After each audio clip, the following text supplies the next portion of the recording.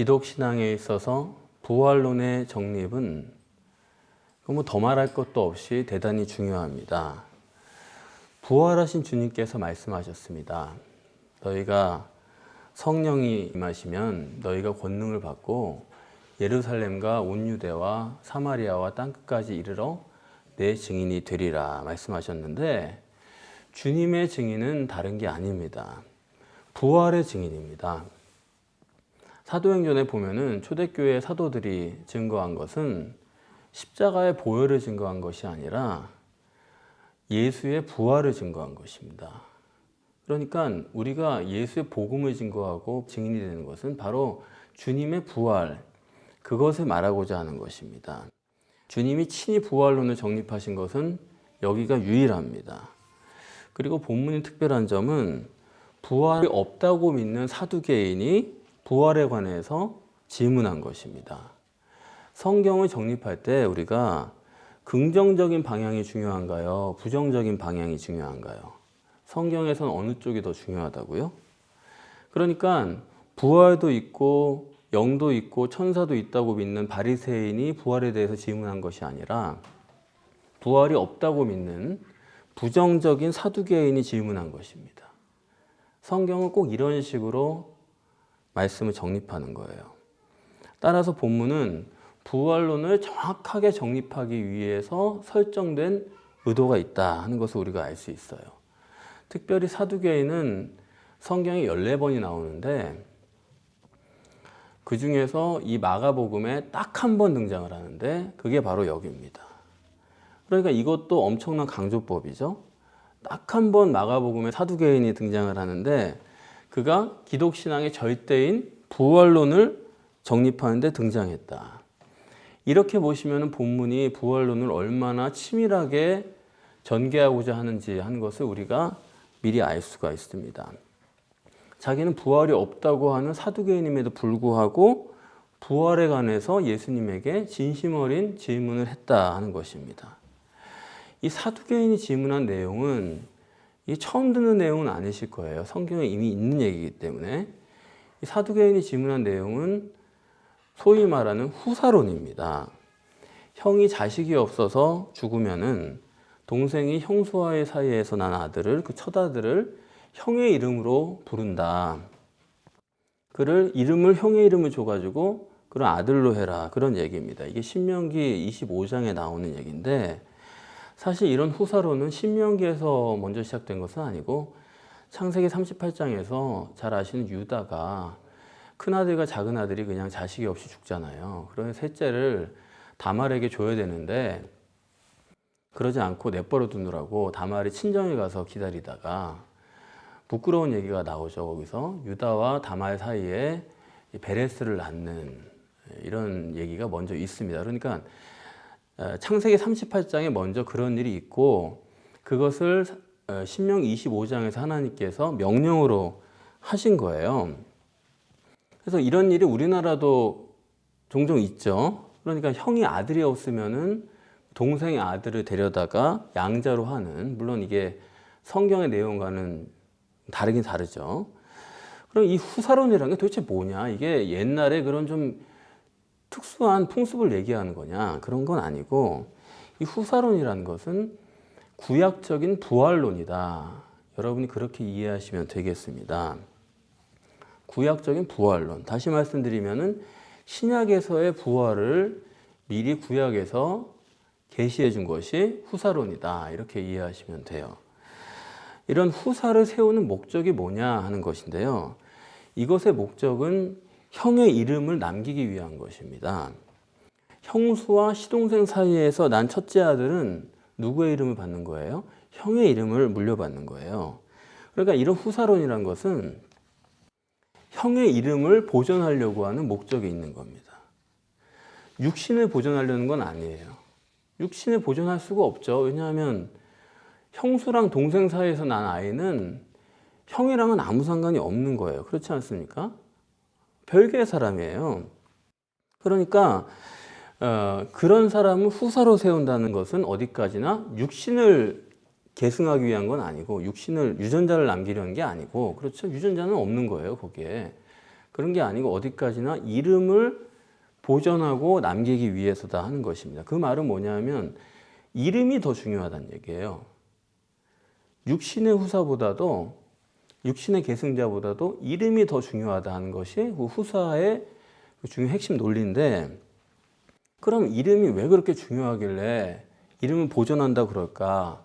이름을 보존한다는 의미가 뭔지에 대해서 한번 생각을 해보세요. 형이 죽고 없어요. 형은 죽고 없는데 형의 이름을 남겨가지고 그 형의 존재를 지금 현재적으로 보존하도록 하는 것입니다. 형이 죽고 없지만은 이름으로는 지금 살아있는 거예요, 아직도. 그래서 형은 과거에 이미 죽고 없는 건데 그 이름은 살아가지고 시공을 초월해서 여기 현재적으로 남아있게 하려는 게 후사론입니다. 그래서 후사론은 이름이 절대예요. 그런 거지 육신하고는 아무 상관이 없습니다. 우리 비슷하게 양자 드린다는 것도 그게 이름을 보존하려는 거지 그게 육신적으로 뭘 계승하려는 건 아니잖아요. 육신적으로 아무 상관이 없는 사람입니다. 그래서 마찬가지로 후사론도 지금은 죽고 없는 형의 이름을 여기 남겨서 시공을 초월해서 현재 그 이름을 보존하려는 것이 후사론의 목적이다. 그런데 이름을 보존하고 싶으면은, 이름만 보존하려면은 후사론이라는 게 필요가 없죠. 왜냐하면 이름만 어디다 써놓으면 되니까요. 현관문 앞에다가 누구누구 이름 써가지고 오며 가며 그 사람 이름을 보면서 그를 생각하고 이렇게 할 수 있지 않습니까? 그런데 이 후사론의 특이한 점은 그 이름을 보존하는 것과 동시에 그거를 육체에다 합해 놓은 거예요. 이름을 보존하되 그 이름을 소유한 실제 육체가 있도록 한 것입니다. 그런 상태여야 되는 거예요. 그게 바로 동생이 낳은 아들이죠. 그러니까 이런 얘기가 되는 것입니다. 이름이란 거는 시공을 초월한 존재를 뜻하는 거예요. 과거에 없지만 이름이 여기 있는 거예요. 시공을 초월해 있는 거예요. 그리고 이 형수와 시동생 사이에서 난 육신은 그거는 육체적으로는 상관이 없지만은 물리적인 실체로 여기 있는 것입니다. 그래서 초월적인 것과 여기 있는 물리적 실체를 합해 놓은 게 후사론이에요.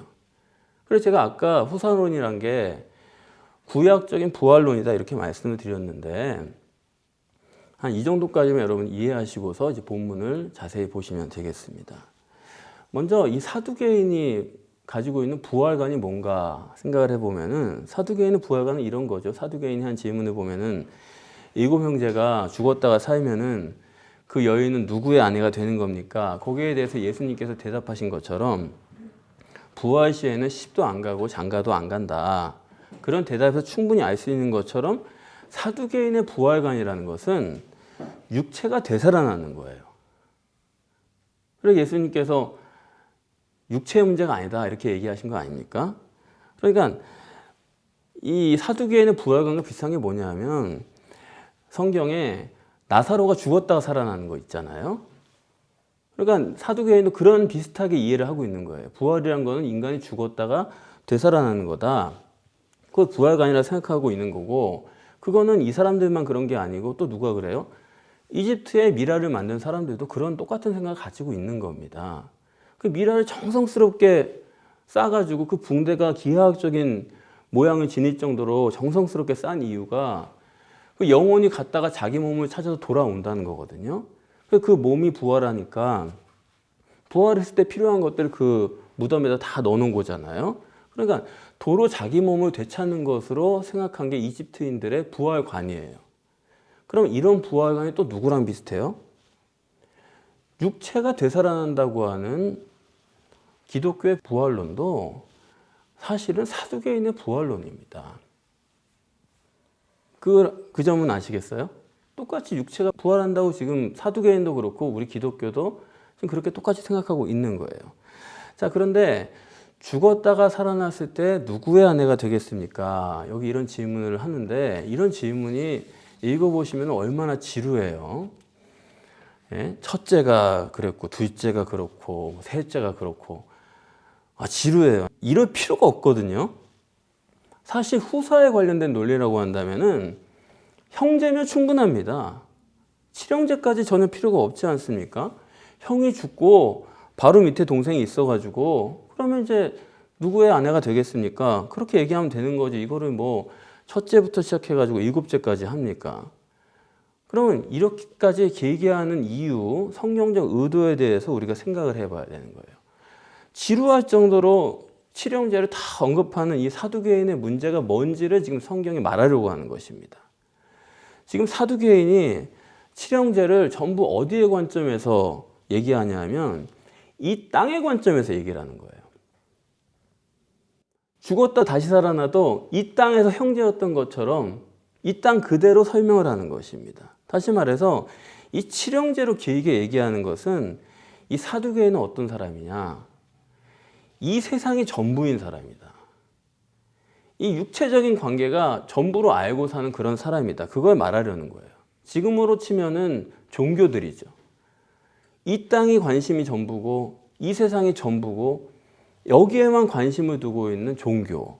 그게 사두개인입니다. 그래서 이 사두개인이 이 부활을 가지고서 칠형제를 한 사람 한 사람 다 생각해 볼 만큼 육체가 아주 절대고 이 세상이 절대인 사람인데, 그런데 이런 사람도 사후의 세계에 대해서 의문이 있는 거예요. 칠형제를 다 열거할 정도로 육체만을 위해서 살고 거기 하나하나 관심을 두고 있는 그런 사람일지라도 부활에 대해서 생각을 해보는 것입니다. 그래서 사람이 죽으면 끝이지 무슨 그런 게 어딨어요? 그런 사람들도 장례식 가서 만나면은 안 그래요. 옆에 사람들이 좋은 데 가셨을 거야. 그러면 그 말을 듣고 자기 일이든 남의 일이든 그 말을 듣고서 마음을 추스리는 겁니다.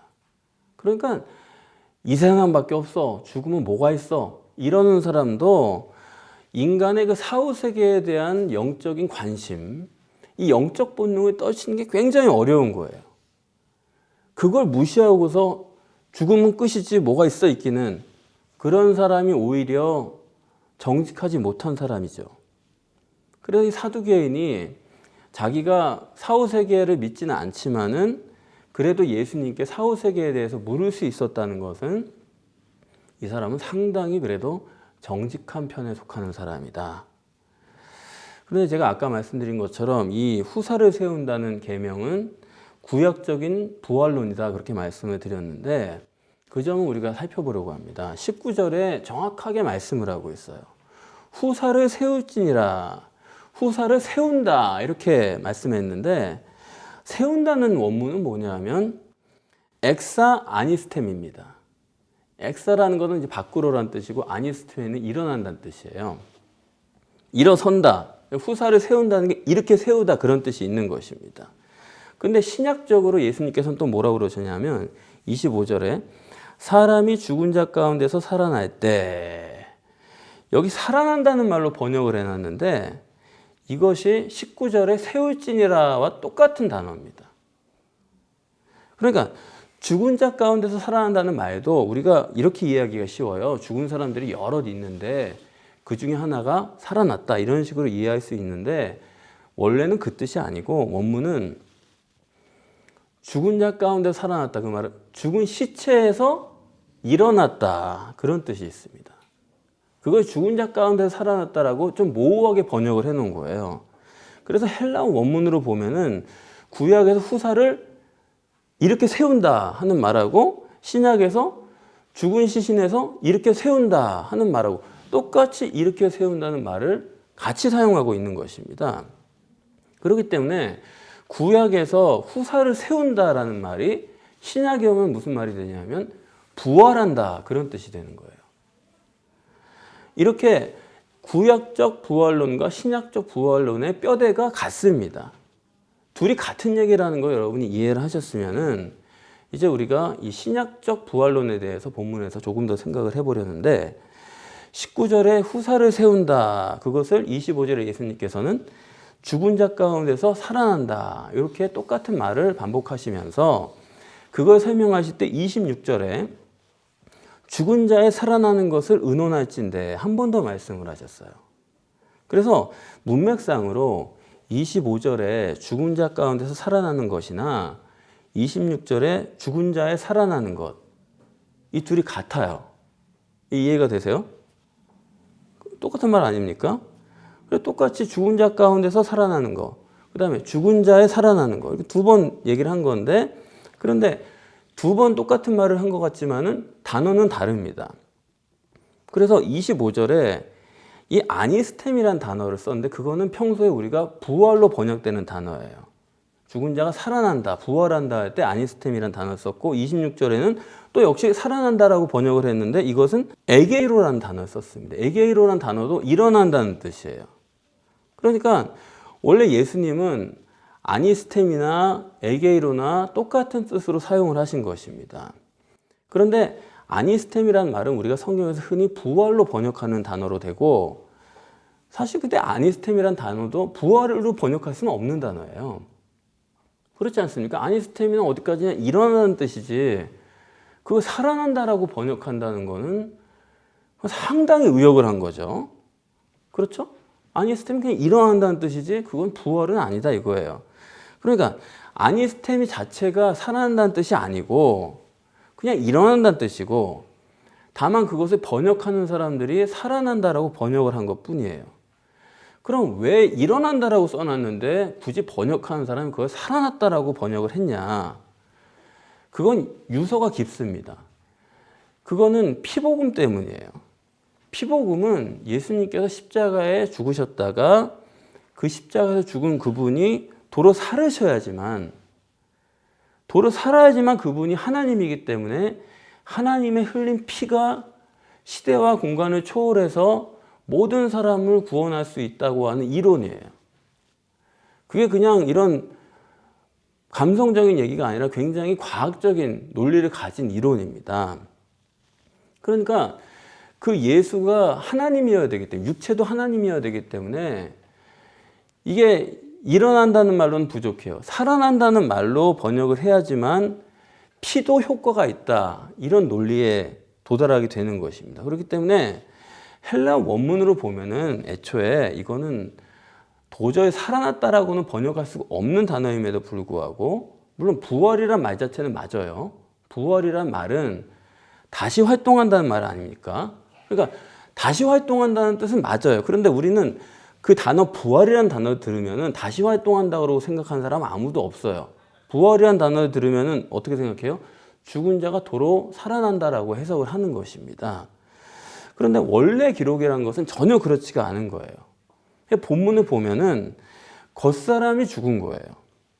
근데 겉사람 속에 있던 속사람은 죽은 적이 없는 거예요. 죽은 적이 없고 속사람이 겉사람 안에 들어있다가 겉사람이 죽으니까 속사람이 일어난 거죠.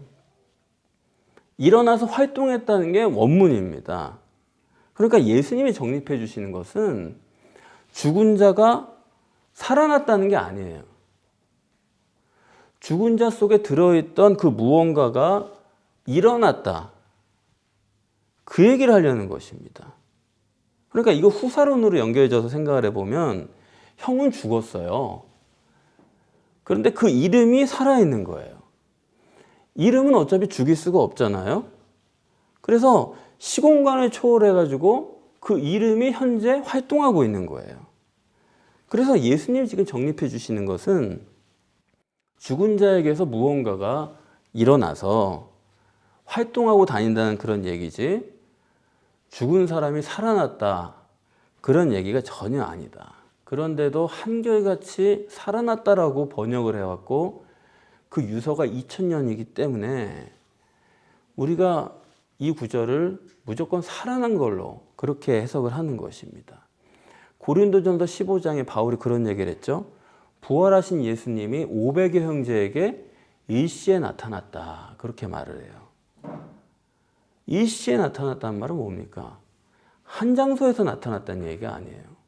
500명이 한 장소에 있는데 거기 나타났다는 얘기가 아니라 일시에라는 말은 그 한 구절을 해석을 못하는 겁니다. 사람들이. 안 보이는 거예요.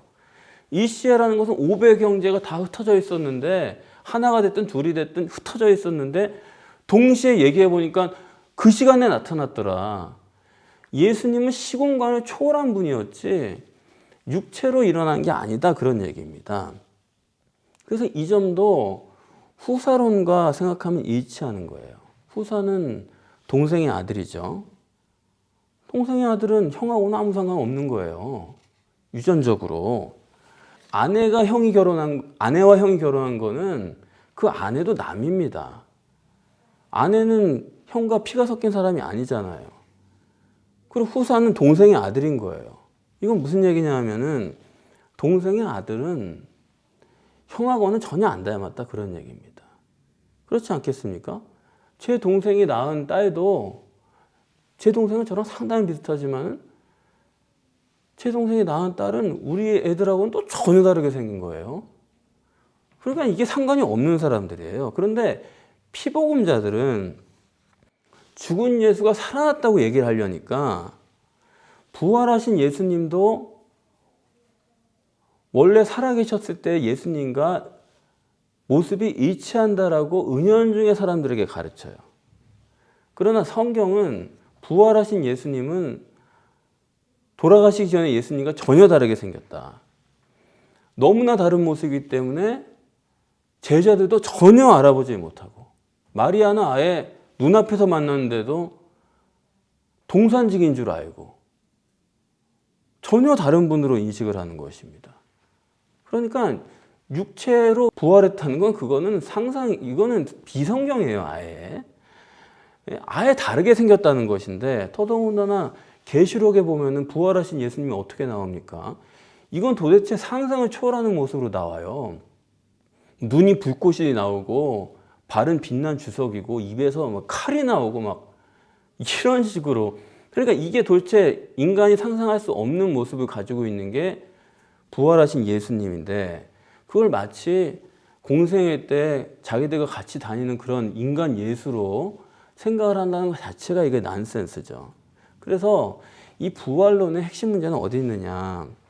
후사라는 거는 이름이 중요한 거고 형태는 전혀 다른 거 아닙니까? 이름만 형 이름이지 걔는 아예 형이랑 상관이 없는 얼굴이라고요. 그렇다고 해서 부활이란 게 그 이름만 보존하려는 건 아니고 이름이 존재하면서 동시에 실존하는 사람이 있어야 돼요. 그 동생의 아들로서 한 사람이 있게 해놨어요. 무슨 말이냐 하면은 그 사람의 이름이 물리적 실체성이 있는 거다.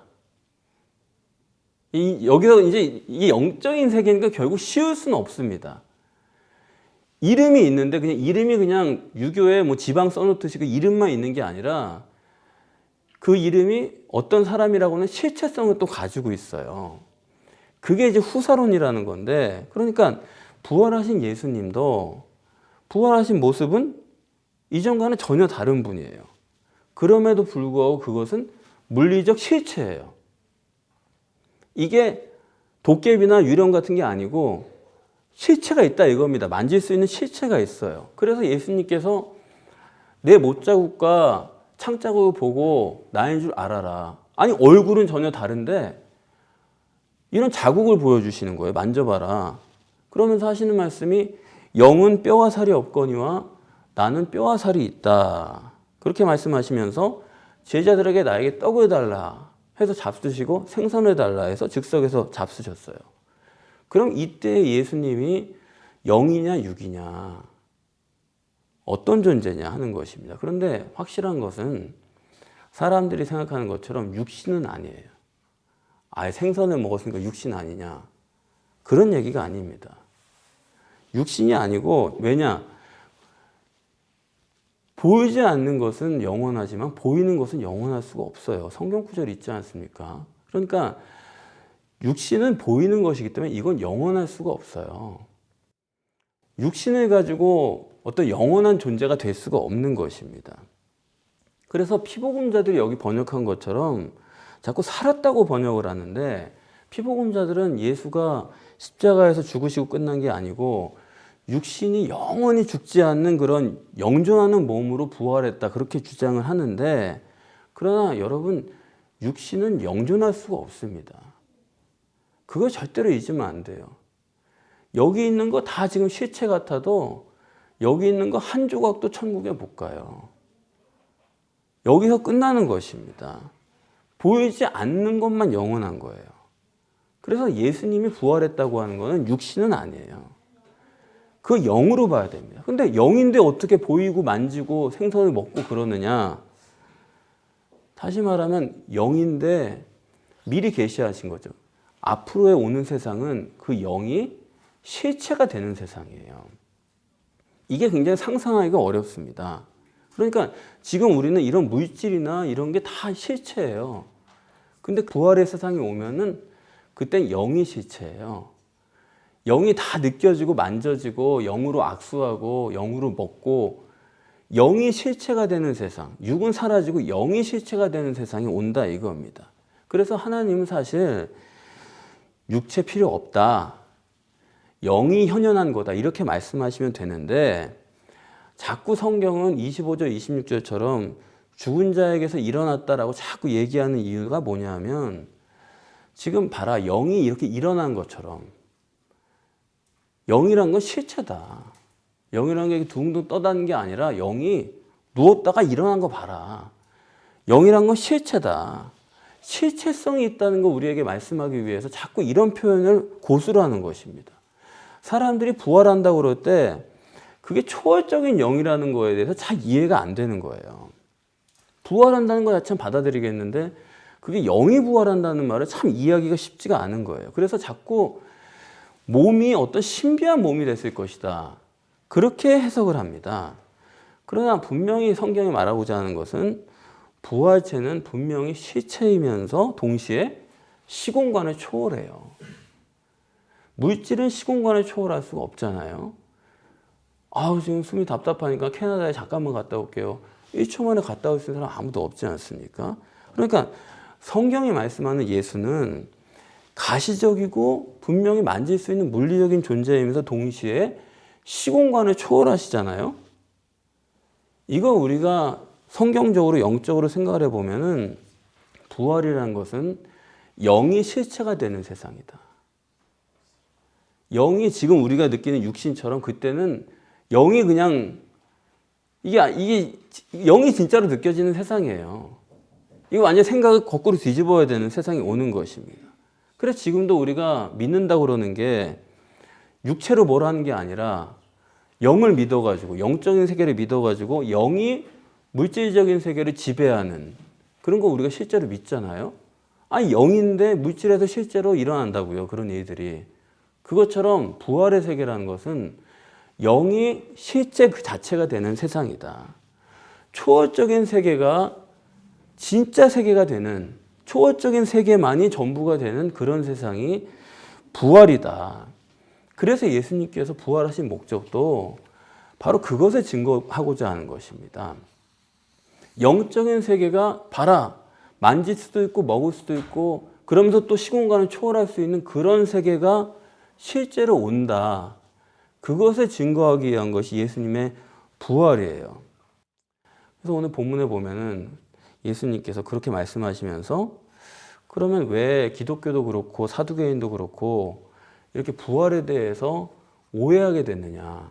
몸이 부활하는 것으로 이렇게 오해하게 됐느냐. 그 점에 대해서 주님이 정립을 해 주십니다. 첫째는 성경을 모르기 때문이래요. 24절이죠. 너희가 성경을 모르기 때문에 그런 생각을 하는 거다. 사두개인이 성경을 모르는 사람은 아니죠. 아는 사람이죠. 모세에 대해서 다 읽고 와가지고 그거에 기초해서 지금 하나님 말씀으로 믿고서 질문을 하지 않습니까? 믿는 사람인데 문제는 모른다는 거예요. 어디까지 모르느냐? 뭘 모르느냐? 성경의 기록 원리를 모르는 겁니다. 사두개인은 성경을 봐도 육적으로밖에 못 보는 거예요. 사두개인은 구약 성경밖에 없습니다.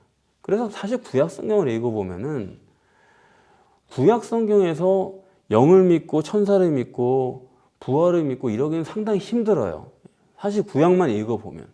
그 유대인들도 지금 굉장히 현세적으로 살지 않습니까? 그 구약이란 게 영적인 세계를 거의 다루질 않는다고요. 그렇기 때문에 사실 사두개인이 영을 믿지 않고 사후세계나 부활을 믿지 않는 거는 상당히 솔직하게 성경을 본 겁니다. 그런데 신약 성경에 오면은 거기는 처음부터 귀신이 있고 영이 있고 천사고 그런 기록들이 수두룩해요. 근데도 신약 성경을 가지고 있고 있으면서도 성경을 윤리적으로 보고 도덕적으로 보고 그리고 육체와 세상을 위해서 필요한 지혜와 규범으로 보고 있는 지금 전 세계의 모든 기독교. 이게 참 심각한 거예요. 왜 그러느냐? 성경의 기록 원리를 모르기 때문에. 육으로만 보는 거예요. 성경은 어떻게 기록됐어요? 육은 뭘로 기록했어요?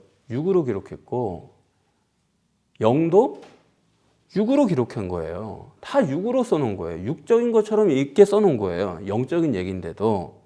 그래서 사람들이 그거를 그냥 있는 그대로 읽으니까 바울이 예컨대 신령한 몸으로 부활한다. 그렇게 써놨어요.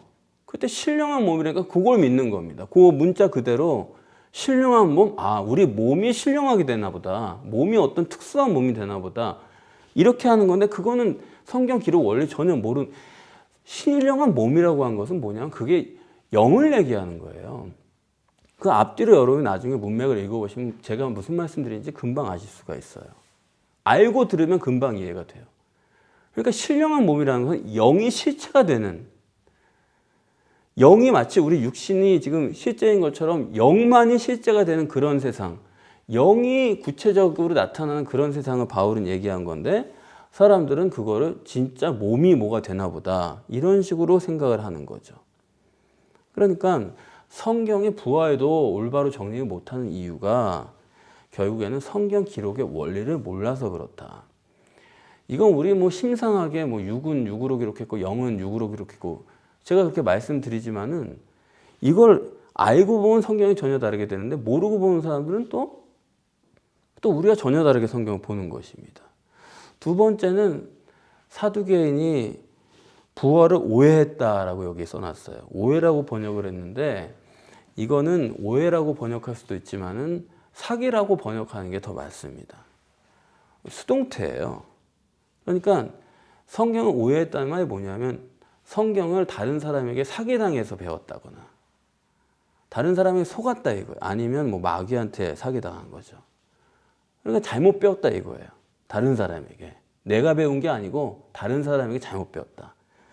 세 번째는 하나님의 능력을 모르기 때문이다 그랬습니다. 아니 성경을 믿는 사람이 하나님 믿는 사람이 어떻게 하나님의 능력을 몰라요? 다 알죠. 전능하신 하나님 능력 다 알죠. 근데 예수님께서 사두개인 보고 너가 하나님 능력을 모른다고 했거든요. 그럼 뭘 모른다는 거냐 구체적으로. 이런 겁니다. 하나님이 온 우주 만물을 창조하셨어. 하나님 전능하셔. 그렇게 아는 사람은 하나님을 반밖에 모르는 사람이에요. 하나님의 전능성을 믿는 사람들은 하나님의 능력을 반밖에 모르는 거예요. 하나님이 불가능하다라는 게 하나님의 전능성의 한 표현이에요. 이게 이해가 되세요? 하나님이 전능하지만 불가능한 게 있다는 게 그게 전능이에요. 그것도. 전능한 분이 불가능한 영역을 만들어 놨다는 그게 전능이라고요. 그거 아시겠어요? 할 수 있는데 못하는 영역을 자기가 만들어 놓고 해놔요. 이렇게.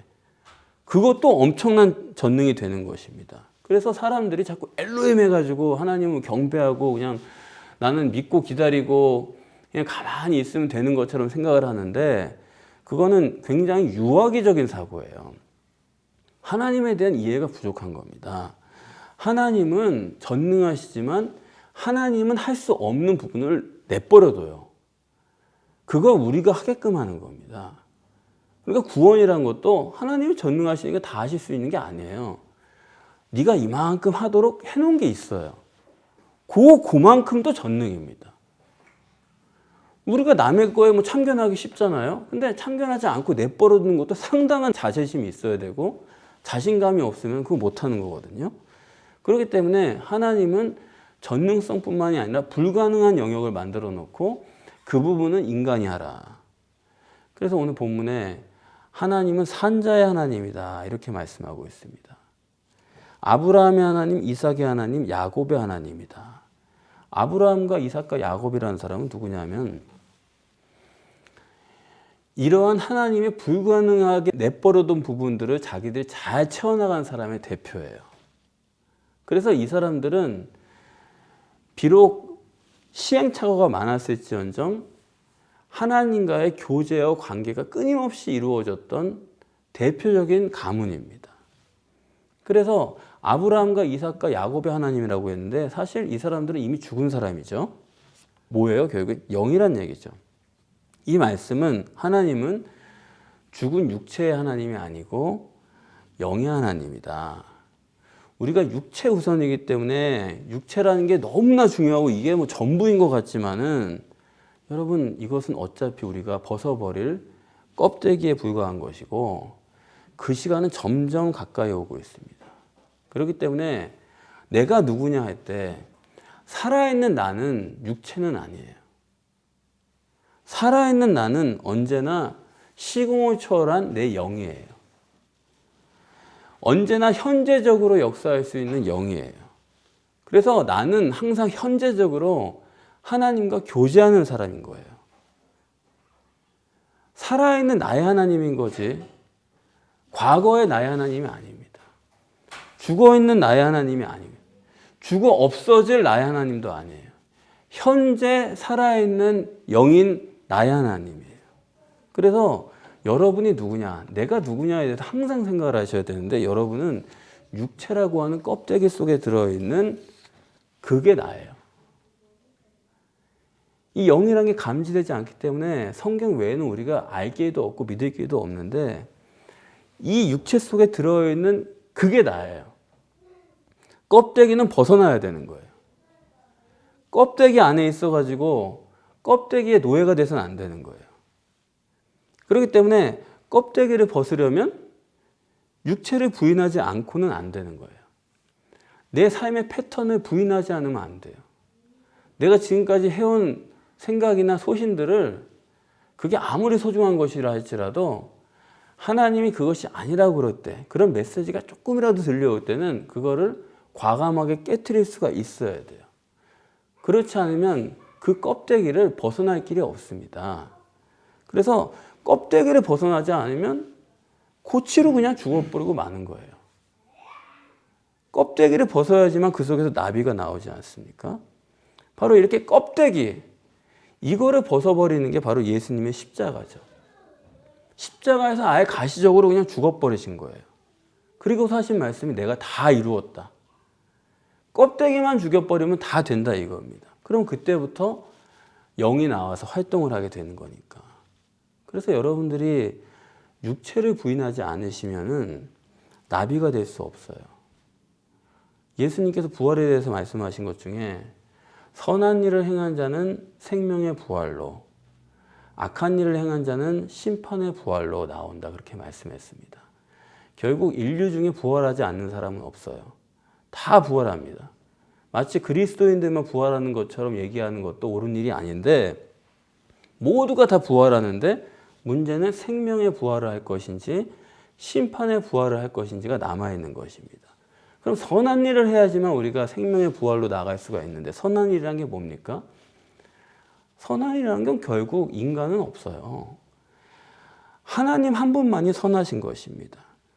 유일하신 선이신 하나님이 그 아가도스를 성령으로 내 몸속에서 이루어내실 때 그렇게 되기 전까지는 어느 누구도 선한 일을 할 수도 없고 생명의 부활로 나갈 수도 없고 성령의 역사가 있기 전에는 자기 껍데기를 벗어날 수가 없는 것입니다.